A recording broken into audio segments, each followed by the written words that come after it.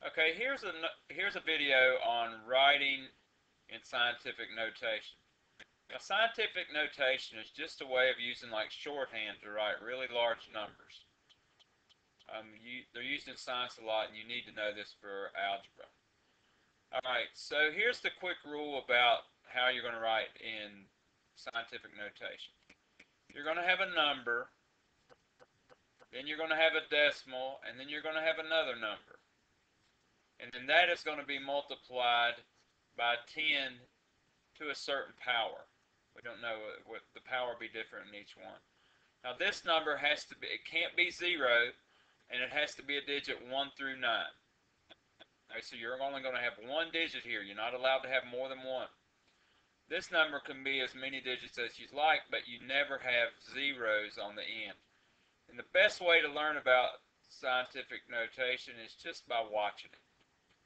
Alright, these are numbers, rather large numbers, that are written in what we call standard form.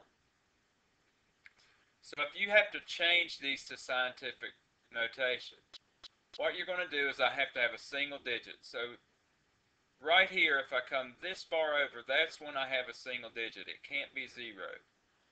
So I would have 5 point, and then I follow it with all the digits to the right, not including the zeros. Okay, so this would be 3. And then I have the rule here, times 10. And then you got to pick the power. Now, the way you do that, you pick the power by how many times you move a decimal point to get to where you went. So I went 1, 2, 3, 4. So that'd be 10 to the 4th. Let's look at this one. In order to come over and have one digit, I'd be right there. So on this one, I would actually write 2.04. I have to keep the 0 because it shows a place value, but I don't include all these zeros. Now I moved over 1, 2, 3, 4, 5. So I'd have times 10 to the 5th. Alright, look at this one. I always have to have a decimal point to the left, or excuse me, a digit to the left of the decimal point. So the only digit I'm working with here is 6. This is 6 times 10. But watch. I had to come over 1, 2, 3, 4, 5, 6. So this would be 10 to the negative 6.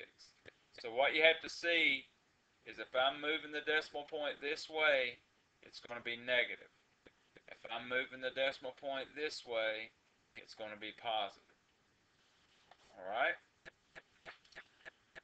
Alright, well sometimes, let's practice these 3 right here. Here's 3 more practice problems. Alright, let's look at this. Where would I put my decimal in here? Well, I need one digit, so it'd be there. So I'd have 4.89. Now we got times 10 to the what? Well, I moved it 1, 2, 3, 4. 4. I moved it that way, so it's positive. Alright, to get to one digit to the left, 1, 2, 3. My decimal would be there, so I'd just be at 9. And I'd have times 10, and I went this way, so it's negative, and I moved it 3 times.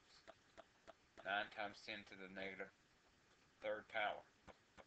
Alright? What about this one? You probably won't see many questions like this, but I would need to move it 1 time to get a single digit here. And since I moved that way, I would have gone positive, so I moved it positive 1. I'd have to add that 1 to this 3. So this would be 7.4 times 10 to the 4th. Probably won't see that many like that. I want you to see an example. Alright, sometimes you're going to get a number in scientific notation, and they're going to want you to write it in standard form. In this case, you're going to be writing the larger of the numbers. Okay? Well, this is no different than what we just did. You just do the reverse. You do this one first. This says I need to move the decimal point 5 times. And if I'm moving, if this is positive, I move this way. If it's negative, I move this way. That's what you got to be able to see.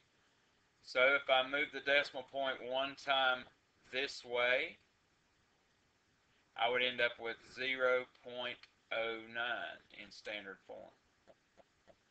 You always put that 0 there as a placement. Now this time, my point is here, and it's telling me I need to move it 5 times. So if I move it 5 times, I got to add 5 zeros. So 1, 2, 3, 4, 5.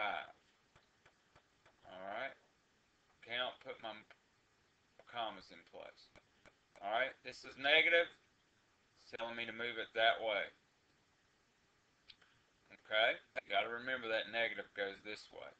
So if I move it 3 times, I can move it 1, and then I need 2 more zeros to move it 3 times. So I'd have 0 point, always have that as a place value. 1, 2, 3 zeros and a 9. 1, 2, 3 zeros. Oops. 1, 2, 3 zeros. Let me clean that up. Okay. 0 point, and I got 1, 2, 3 zeros. 1, 2, 3 zeros and a 9. So there it is in standard form. So scientific notation is pretty easy. You're just moving decimal points either left or right, or you're adding and taking away zeros, things of that nature. So for extra credit, here's number 1, 2, and 2, and 3.